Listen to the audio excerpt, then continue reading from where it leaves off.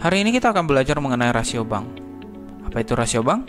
Rasio bank adalah alat analisis penting untuk mengevaluasi kesehatan keuangan sebuah bank. Rasio ini digunakan untuk berbagai aspek kinerja keuangan bank dan memberikan wawasan yang mendalam tentang risiko-risiko dalam stabilitasnya. Saat menganalisa saham, memahami rasio-rasio bank sangatlah penting karena dapat memberikan gambaran tentang kemampuan bank dalam menghasilkan pendapatan, mengelola risiko, serta mematuhi peraturan perbankan. Oke, kita akan masuk ke dalam rasio yang pertama, yaitu adalah rasio Capital Adequacy Ratio atau rasio kecukupan modal. Rasio ini merupakan rasio yang mengukur kemampuan sebuah bank untuk menutupi risiko-risiko yang dimilikinya. Semakin tinggi CAR, semakin besar kemampuan bank untuk menahan kerugian. Nah, pentingnya daripada rasio ini adalah penting dalam menilai kesehatan keuangan bank. Regulator biasanya juga menetapkan persyaratan minimum CAR dari bank untuk memastikan bank tersebut memiliki cadangan yang cukup dan melindungi diri dari kerugian yang potensial. Nah, dalam perhitungannya, CAR dihitung sebagai hasil pembagian modal inti bank dengan total aset risiko yang dimiliki, kemudian dipresentasikan. Oke, kemudian kita akan masuk ke rasio berikutnya, yaitu rasio likuiditas atau liquidity ratio.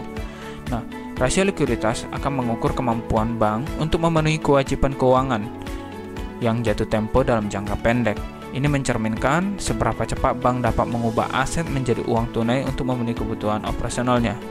Nah, rasio likuiditas yang sehat menandakan bahwa bank mampu menghadapi tekanan likuiditas yang mungkin timbul, memberikan kepercayaan bagi pemegang saham maupun masyarakat dan keberlanjutan bisnisnya. Nah, kemudian rasio berikutnya adalah rasio kredit bermasalah atau non-performing loan ratio atau kita singkat dengan NPL. Rasio NPL mengukur bagian kredit yang bermasalah dari total kredit yang diberikan oleh bank. Kredit dianggap bermasalah jika peminjam gagal melakukan pembayaran sesuai dengan tempat waktu. Rasio NPL yang tinggi dapat menjadi indikasi bank yang menghadapi risiko likuiditas dan kredit yang tinggi, yang berpotensi mempengaruhi kesehatan keuangan bank secara keseluruhan. Kemudian ada rasio efisiensi atau cost to income ratio atau kita singkat dengan CTI. Rasio CTI mengukur seberapa efisien bank dalam mengolah biaya operasionalnya dibandingkan dengan pendapatan yang dihasilkan. Semakin rendah rasio CTI, semakin efisien bank tersebut dalam menghasilkan pendapatan. Nah, pentingnya rasio ini dapat memberikan wawasan tentang kemampuan bank dalam mengolah biaya dan menghasilkan pendapatan. Bank dengan rasio CTI yang rendah cenderung lebih efisien dalam operasionalnya. Kemudian ada rasio profitabilitas yang seperti biasa pernah kita dengar seperti return on asset atau ROA. Seberapa ini mengukur seberapa efektif bank dalam menggunakan asetnya. Kemudian kita masuk langsung ke rasio pertumbuhan kredit atau loan growth ratio. Kalau rasio yang ROA tadi udah cukup banyak dibahas ya, jadi kita skip aja. Rasio pertumbuhan kredit atau loan growth ratio yaitu adalah indikator pertumbuhan kredit yang mencerminkan seberapa cepat portofolio kredit bank berkembang.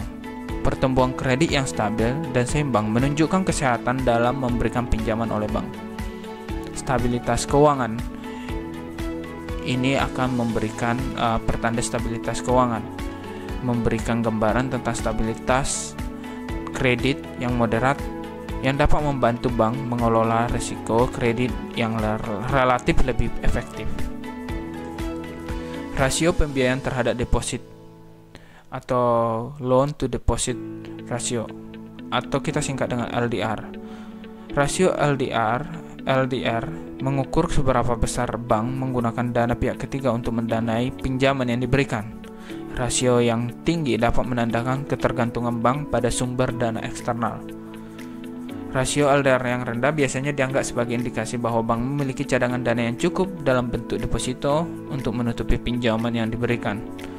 Jadi 80% itu adalah standar yang cukup efektif atau cukup tinggi karena kebergantungannya terhadap sumber dana eksternal.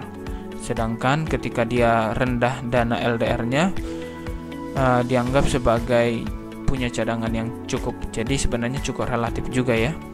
Tapi mungkin kita akan ngambil loan to deposit ratio ini sekitaran 10-80, tergantung perspektif orang-orang juga. Tapi jika memang punya rasio pembiayaannya terhadap deposito itu cukup tinggi, itu berarti dia bisa menyalurkan hasil pembiayaan yang lumayan juga.